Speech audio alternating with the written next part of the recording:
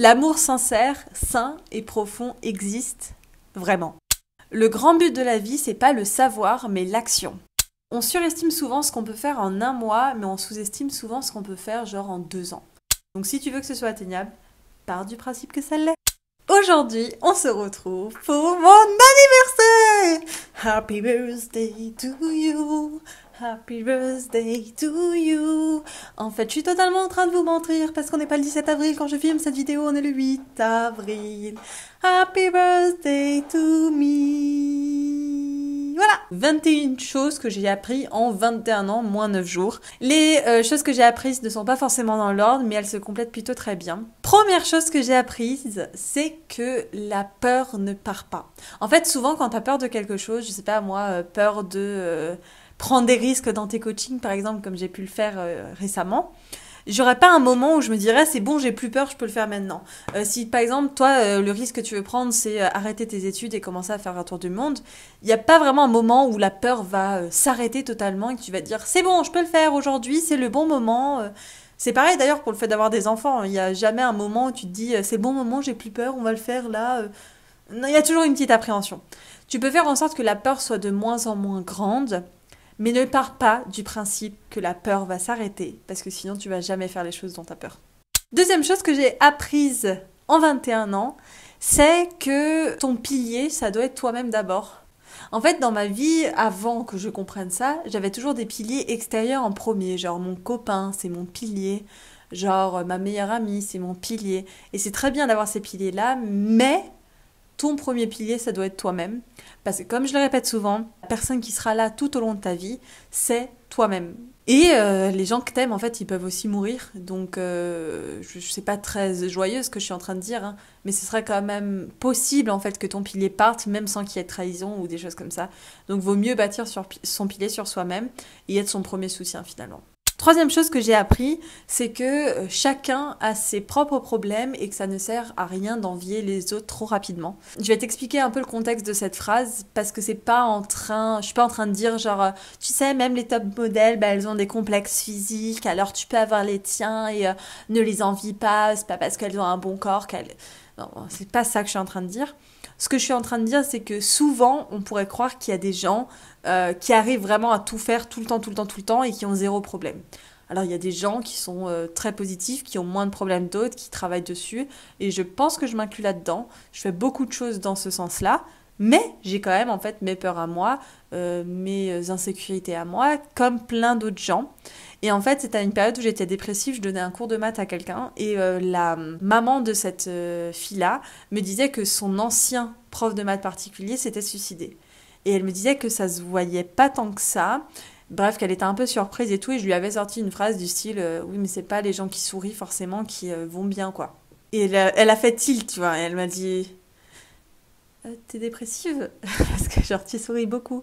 Et puis elle m'a dit une phrase, elle m'a dit tu sais, si tous les gens devaient venir sur la place publique avec ses problèmes à soi, ils seraient contents de repartir avec les leurs. Et c'est vrai, moi cette phrase elle est plus dans le sens où effectivement que tu as des problèmes, peut-être qu'ils sont plus durs que ton voisin, mais peut-être que ton voisin pour lui c'est un problème vraiment dur qu'il a à faire et c'est tout autant légitime qu'il soit dur pour lui. Et je pense que les problèmes que tu as dans ta vie sont parce que tu es capable de les gérer. Donc n'envie pas les autres trop vite, même si un autre problème te paraît beaucoup plus simple à gérer que le tien. Peut-être que si tu l'avais, ce serait pas vraiment si simple que ça. Donc contente-toi de tes problèmes.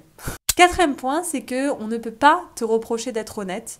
Vraiment, la première fois que j'ai entendu cette phrase, c'était dans une vidéo de Carolina sur ses citations préférées. Et ça a vraiment fait un tilt en moi de réellement, c'est vrai, on ne peut pas me reprocher d'être honnête. On peut te reprocher la forme, la façon de faire quand tu essaies d'être honnête avec les gens, mais on peut pas te reprocher d'être honnête. Je parle pas de méchanceté gratuite. Hein. Et à partir de ce moment-là, j'ai vraiment réussi à mettre ma valeur première en haut, c'est-à-dire l'honnêteté. Cinquième point, c'est ne mets pas toute ton énergie que sur un seul pion, que sur une seule partie de ta vie, que ce soit que ton job, que ce soit que ta famille, que ce soit que ton copain, ou alors comme ça a pu l'être pour moi, que la gymnastique. J'ai arrêté toutes mes activités extrascolaires pour la gymnastique, parce qu'à ce moment-là, c'est ce que je voulais.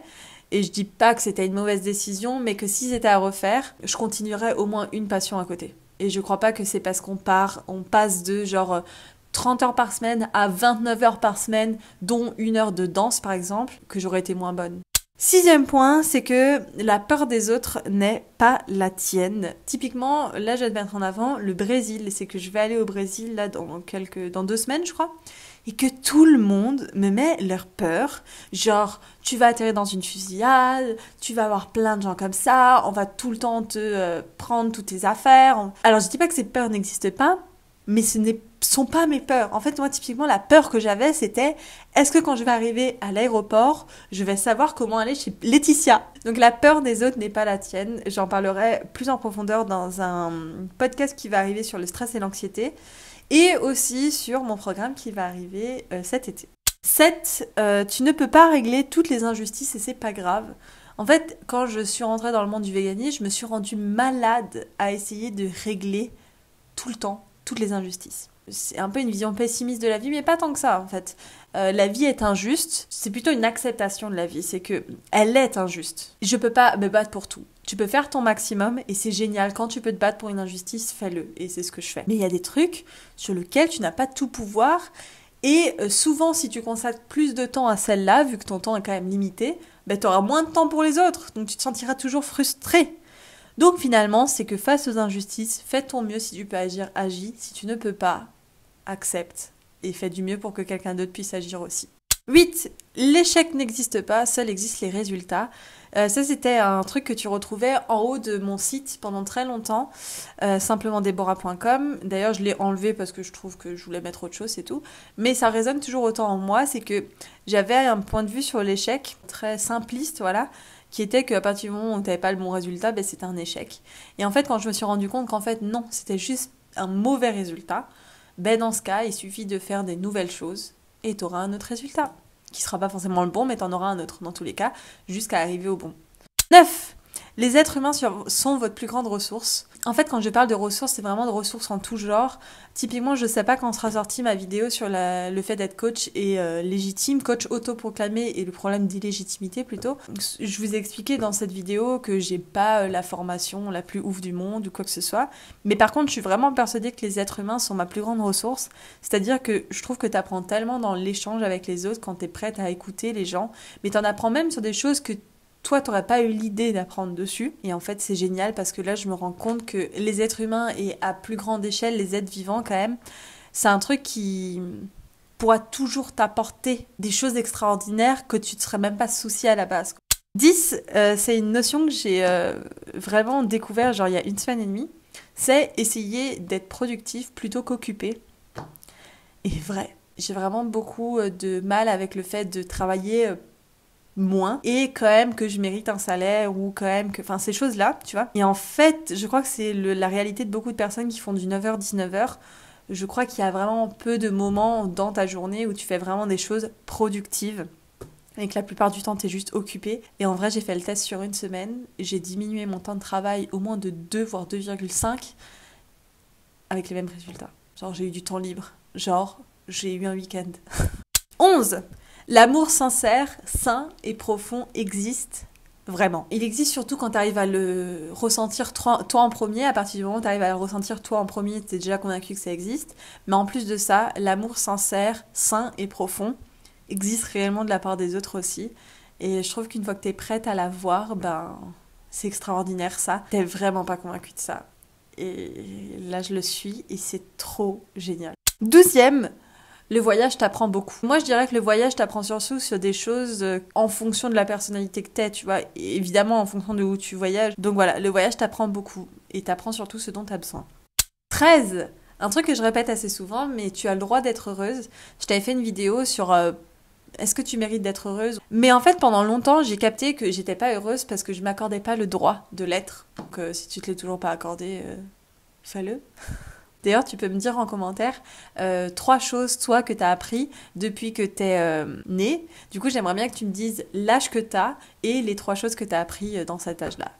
14e point, le grand but de la vie, c'est pas le savoir, mais l'action. Et ça, c'est vrai pour une ancienne âme de perfectionniste en tout cas, perfectionniste, mot que je commence à détester d'ailleurs. Quand on est perfectionniste, on attend de savoir un maximum avant de pouvoir tout partager, devant de pouvoir finalement passer à l'action. Et en fait, je me suis rendu compte que tu apprends beaucoup plus et que ton savoir est beaucoup plus grand à partir du moment où tu le mets en action. Tu ressortiras beaucoup plus riche en mettant les choses à l'action que juste le fait d'apprendre plein de choses et de savoir plein de choses. 15e point, c'est que les débats sans envie d'ouverture ne valent pas la peine. Et ça va avec le fait que je peux pas gérer toute l'injustice du monde. C'est qu'il y a des gens qui vont faire semblant de vouloir débattre avec toi en tout bien tout honneur sur un sujet, mais qui en fait n'ont aucune envie de se remettre en question. Alors je dis pas de changer indirectement après qu'on ait fait un débat, mais juste d'écouter en fait, tu vois, de prendre en compte. Il y a des gens qui n'en ont vraiment pas envie et c'était typiquement ces gens-là que j'essayais de convaincre tout le temps et de leur montrer mais non, mais regarde, et si tu fais ça et en fait c'est plus épuisant qu'autre chose et toujours en termes de temps, je trouve que tu perds beaucoup de temps et d'énergie à faire ça. S'ils sont pas prêts à t'écouter, ils peuvent pas t'écouter. 16. On surestime souvent ce qu'on peut faire en un mois, mais on sous-estime souvent ce qu'on peut faire genre en 2 ans. Vraiment, quand tu regardes il y a 2 ans en arrière qui j'étais, et en fait là je dis qui t'étais aussi, hein. Évidemment que t'as fait une évolution certainement sur certains trucs où tu t'y attendais même pas, quoi, que tu les avais même pas prévus. Par contre, tu fais peut-être partie de ces gens-là aussi qui espèrent le mois prochain avoir eu un éveil spirituel de dingue, avoir eu, je sais pas moi, avoir fait plein de choses au niveau professionnel, au niveau perso, savoir tout gérer.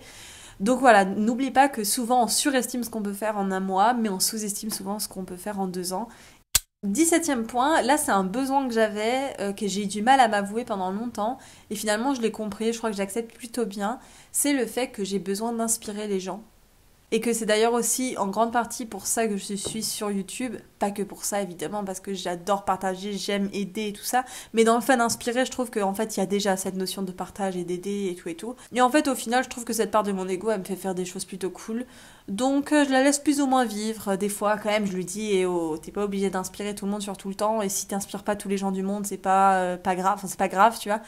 18e point, on arrive bientôt à la fin. T'as le droit de demander de l'aide aux bonnes personnes et t'es pas obligée d'être forte. Je mets forte entre guillemets, parce que souvent, forte, pour beaucoup de personnes, c'est opposé à l'idée de demander de l'aide. Et du coup, on garde tout un poids sur nos épaules qu'on n'est pas obligé. Et on se retrouve à être moins forte au final. Je précise aux bonnes personnes, parce que demander de l'aide aux gens toxiques ou aux gens qui sont dans les mêmes cercles vicieux que toi, ça ne va pas t'aider. Ou si c'est un problème typiquement sur tes examens, ça m'a aidé pour les révisions du bac, je voulais absolument être forte et comprendre toutes les choses moi-même, me poser toutes les questions, et alors que j'avais juste des fois à poser une question à un prof et j'aurais gagné 4 heures de temps. 19. Les choses ne changent pas, c'est nous qui changeons. Oula, les chaussettes de l'archiduc. Bon, c'est plus ou moins vrai parce que dans la réalité des choses, les choses changent. Mais je crois que beaucoup de fois, dans ton point de vue à toi, de ton monde à toi, les choses changent surtout parce que c'est toi qui changes. C'est toi qui changes de monde, c'est toi qui changes de perception, c'est toi qui changes de point de vue. Ça, on le travaille beaucoup sur la chaîne ensemble, hein, de voir comment on peut changer de point de vue par rapport à certaines situations. Et en vrai, la situation, c'est pas pour ça qu'elle a changé pour autant, mais toi, tu vas mieux. 20. Si vous partiez du principe que vos rêves sont inatteignables, ils le seront, je sais pas comment on dit. Il y a des citations vraiment que je me suis répétées dans mon bullet journal de toutes mes citations pendant pas mal de temps. Ouais, en fait, souvent, je vois des gens qui rêvent et qui aimeraient une vie trop stylée, mais ils partent toujours du principe que c'est inatteignable et qu'ils l'auront jamais. Et en fait, c'est le meilleur moyen pour que ce ne le soit pas. Je dis pas que tous les rêves sont atteignables. Typiquement, si ton rêve, c'est de habiter sur Pluton, peut-être que ça sera un peu compliqué. Mais peut-être que tu peux aider des gens à savoir faire des recherches sur Pluton, parce que tu seras animé par ce rêve-là. J'en ai aucune idée. Mais tu vois, je pars du principe que tu peux même pas commencer la réalisation d'un rêve si tu pars du principe que de toute façon, ce rêve est inatteignable. Donc si tu veux que ce soit atteignable, pars du principe que ça l'est. Et 21 et dernier, il vaut mieux arroser une plante un petit peu tous les jours qu'un seau d'eau une fois par mois. Alors ça parle pas juste de plantes, parce que moi j'ai des cactus chez moi, donc ça prouve bien que j'ai vraiment du mal avec le fait d'arroser mes plantes. Mais là c'est toi la petite plante, c'est toi la petite graine aussi, et la petite graine que tu mets chez les gens aussi. Vaut mieux que tu l'arroses de temps en temps, une fois tous les jours, une fois un petit peu, blablabla, que tu y arrives une fois par mois et que tu rebalances des choses aux gens et qui sont là, genre, ils comprennent pas parce que ça n'a pas le temps de se développer vraiment. et qu'un seau d'eau n'a jamais fait grandir une plante sur le long terme, quoi. Et pareil pour toi-même, en fait, sur ton bien-être de toi à toi, ça, je me suis rendu compte à un moment, si tu veux être bien avec ton corps, si tu veux décomplexer, si tu veux être bien dans ta tête, si tu veux te sortir de la dépression, des relations toxiques, en fait, si tout, même si tu veux trouver l'amour, mais il vaut mieux y travailler un petit peu, de temps en temps, qu'une grosse fois, une fois par mois. Et le mettre en pratique, en fait. Arroser une plante, c'est pas juste faire style d'aller l'arroser ou de dire que tu l'arroses. Arroser une plante, c'est prendre le seau d'eau, ou prendre plutôt l'arrosoir, et l'arroser. Si certains sujets t'intéressent et que tu as envie d'approfondir ces notions-là, je te mettrai en barre d'infos des vidéos complémentaires qui alimentent en fait ces petits points-là. Et ne l'oublie pas, comme je te l'ai dit dans la vidéo, j'aimerais bien que tu me dises en commentaire ton âge et 3 choses que tu as appris durant cette période-là. Si cette vidéo t'a plu, je t'invite à mettre un petit pouce vers le haut, ça fait vraiment plaisir. À t'abonner aussi à la chaîne, surtout que cette semaine, on a une vidéo par jour pendant une semaine. Je te fais de gros bisous, je te dis à demain. Bye bye!